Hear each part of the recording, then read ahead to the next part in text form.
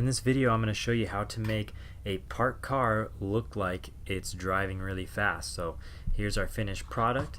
We're going to go ahead and take this right back to the beginning. I'm going to delete these layers. Okay, so this is the picture that we started off with. First thing that I need to do is I'm going to copy my background layer. You can either right click and go to duplicate layer, or you can click and drag and go down to the page peel option right here, which is going to create a new copy of our background layer. Once I've done that, I'm going to go ahead and go up to the top. We're going to select filter. I'm going to go to blur gallery, and then we're going to start off with a path blur. Okay, now path blur is going to work like this. We have a car that's moving in a direction, so I'm going to select one point of a line on the car, and I'm going to select the next. So the car is traveling along this path, and then I'm going to increase the speed, which is going to make it look like it's going faster. Okay, so I'll find a good spot for that. Let's go with right about there. After I've done that, I'm going to go ahead and hit enter, and I can click OK up top. It's going to take that layer and adjust it. Alright, now to make it so that the car isn't blurry, because otherwise this would just look like a complete blurry picture, what I'm going to do is I'm going to click on the mask button. I'm going to grab my brush tool or hit B on the keyboard. I'm going to make sure that I'm painting with black, so you can hit X if you need to change your foreground and background color, and I'm going to change my brush size using those bracket keys next to the P key.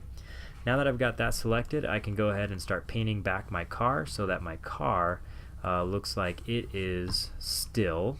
And we're trying to replicate an effect of if the camera was following the car, but it would blur the background. So as I go through here, I can kind of paint over that, and that's looking good. And I can always hit X and go touch up some of the stuff that looks a little too clean on the edges of the car. Now that I've done that, I'm going to go ahead and copy this background layer one more time. Okay, and then what this is going to allow me to do is I'm going to make the wheels look like they're spinning using a different type of blur. So the way that I can do that is I'm going to go to filter. Once I go to filter, I can go to our blur gallery again, and then we're going to select spin blur. Now that I have spin blur selected, I'm going to move this right over the wheel, and I'll go ahead and change the size of this. I'm going to get this, try to like line up as much as I can just on the wheel of the car and not on the like the actual paint, otherwise you'll see it kind of mess up. So I'm going to readjust these again, so change my size like that, squeeze that guy down, and I'll scoot that right over the wheel. Okay, and then I'm going to hit enter.